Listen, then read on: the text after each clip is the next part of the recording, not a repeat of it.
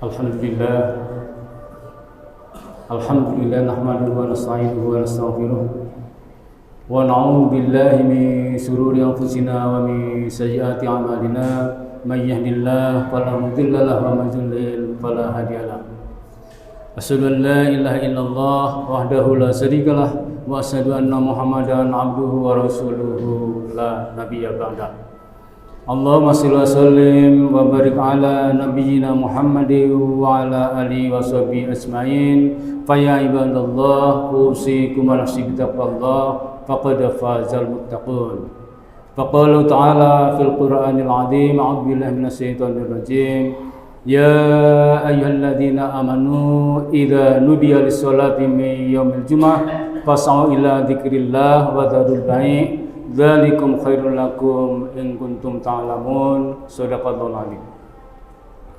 Hadirin jamaah yang dirahmati Allah, pertama marilah kita panjatkan puji syukur kehadirat Allah Subhanahu wa taala yang telah memberikan kekuatan dan kenikmatan kepada kita sehingga hari ini, di siang hari ini kita bisa hadir di Masjid Syuhada. Tentu dalam rangka menunaikan ibadah salat Jumat. Jamaah yang berbahagia, ketika kita menunaikan salat Jumat, paling tidak yang pertama kita harus mengokohkan niat kita, bahwa kita betul-betul hadir di masjid ini dalam rangka untuk beribadah kepada Allah. Dalam pengamatan saya yang terbatas, paling tidak hambatan untuk mengokohkan niat terganjal oleh 3 hal. Yang pertama, yang sudah sepuh, yang sudah kesepuhan, ada kecenderungan ngantuk. Yang masih muda, terutama yang di luar, mudah-mudahan di dalam tidak ada, masih pegang HP, melanglang buana dengan pikirannya sendiri, ya, padahal dia sudah harus berhadapan dengan Allah Subhanahu wa taala. Kemudian yang ketiga, dan mudah-mudahan ini tidak terjadi di ruang dalam, tentu yang di luar juga tidak terjadi, ketika anak-anak ada kecenderungan untuk ngobrol dengan temannya. Inilah realitas yang kita hadapi, bahwa mengokohkan niat tentu ada klasifikasinya. Ada yang orang tua tidak pegang HP, tidak ngobrol, tetapi kemudian ngantuk dan sebagainya. Karena itulah tentunya kita harus bisa mengokohkan niat akan kehadiran kita di hari Jumat dalam rangka menunaikan ibadah salat Jumat. Hadirin jamaah yang berbahagia, aspek yang kedua yang juga harus kita penuhi adalah bagaimana meningkatkan atau memaksimalkan kualitas ibadah kita.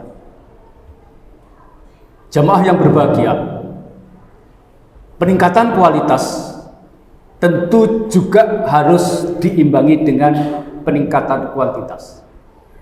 Artinya, kalau kita hadir kemudian sekedar menunaikan salat Jumat sebagai sebuah kewajiban, maka kualitasnya harus dipertanyakan. Karena orang beribadah, salat apapun namanya, tentu adalah bagian dari upaya untuk berkomunikasi, untuk berdialog dengan Allah Subhanahu wa taala, sebagaimana itu tercermin dari bacaan-bacaan salat yang kita lafazkan. Karena itulah menjadi tugas kita bersama, bagaimana kita yang biasanya salat yang penting tertunaikan harus mulai memahami bacaan-bacaannya, memahami makna-maknanya, meresapi secara maksimal terhadap bacaan-bacaan yang kita lafazkan. Itulah bagian dari upaya meningkatkan kualitas ibadah kita. Tetapi di sisi yang lain, tentu bagian dari untuk peningkatan ya, maksimalisasi aktivitas ibadah, tentu kita bisa melakukan banyak hal. Begitu datang, kalau kita belum wudhu, kita akan wudhu dan kemudian bisa sholat sunnah wudhu. Tidak banyak orang yang melakukan sholat sunnah wudhu. Setelah wudhu 2 rakaat, tentu kita bisa masuk masjid dan kita bisa sholat tahiyatul masjid dan seterusnya. Artinya banyak aktivitas-aktivitas yang bisa kita maksimalkan dalam mendukung pelaksanaan ibadah salat yang kita lakukan. Hadirin jamaah yang berbahagia, mengapa kemudian kalau kita harus memaksimalkan ibadah sholat pada siang hari ini? Maka yang harus kita pahami bahwa sesungguhnya sholat Jumat adalah bagian dari sholat secara keseluruhan yang dinyatakan oleh Rasulullah bahwa barang siapa yang sholatnya baik, maka di hadapan Allah di hari kiamat nanti akan dipandang sebagai orang yang amal kebajikannya baik. Idza saluha sairu amalih wa idza fasadat sairu amalih. Ya, jadi ketika kemudian sholat ini betul-betul kita jaga, kita maksimalkan, ya, mudah-mudahan itu menjadi bagian untuk memudahkan kita berhadapan dengan Allah Subhanahu wa taala pada hari akhir nanti.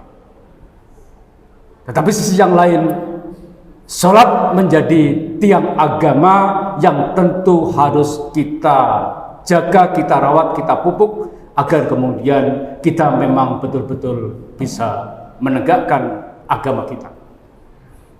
Hadirin jamaah yang berbahagia, tentu yang paling akhir ketika kita sudah melaksanakan semua ritual kegiatan Jumat, tidak ada salahnya kemudian kita mencoba untuk berdoa, memohon kepada Allah Subhanahu wa taala. Minimal tentu doa yang paling mudah dilafalkan oleh adik-adik adalah doa sabu zakat. Dengan doa Rabbana atina fid dunya hasanah wa fil akhirati hasanah wa qina adzabannar, ataupun doa-doa yang lain, apakah itu untuk kesejahteraan kita ya, dalam menjalani kehidupan, atau ada doa-doa khusus yang bisa kita hadirkan kehadirat Allah Subhanahu wa taala. Jadi kembali kepada kehadiran kita ketika kita menunaikan ibadah salat Jumat, maka ada 2 aspek yang harus kita cermati. Ada aspek ritual yang tentu itu sudah di luar kepala kita.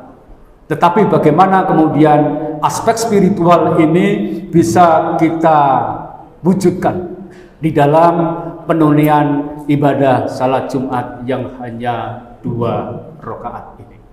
Mudah-mudahan yang sedikit ini ada manfaatnya bagi saya pribadi dan jamaah yang berbahagia. Aqulu qouli hadza fastaghfiruh innahu wal ghafurur rahim.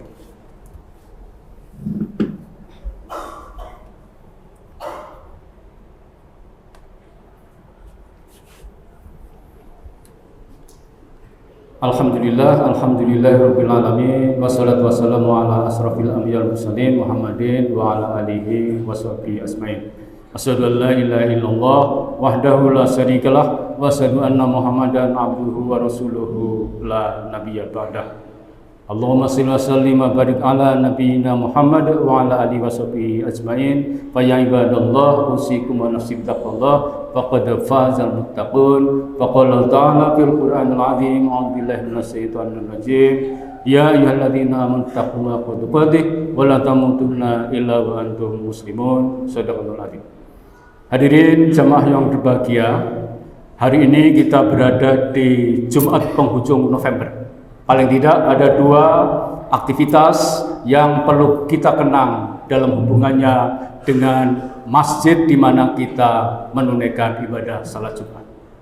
Yang pertama tentu adalah 10 November sebagai Hari Pahlawan, Tidak bisa dipungkiri bahwa kehadiran Masjid Syuhada yang hari ini masih bisa kita nikmati keberadaannya adalah bagian dari memperingati para syahid, para syuhada, dan disebut sebagai monumen hidup, bukan monumen mati. Artinya, kalau monumen mati tentu hanya sekali-kali saja didatangi oleh rombongan untuk para peziarah dan sebagainya.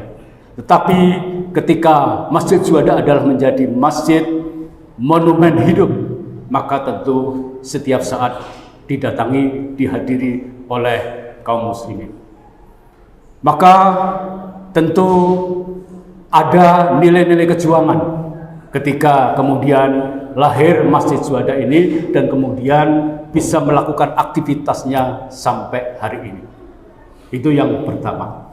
Yang kedua, kita sebagai bagian dari masyarakat terdidik, karena Masjid Syuhada di antara salah satu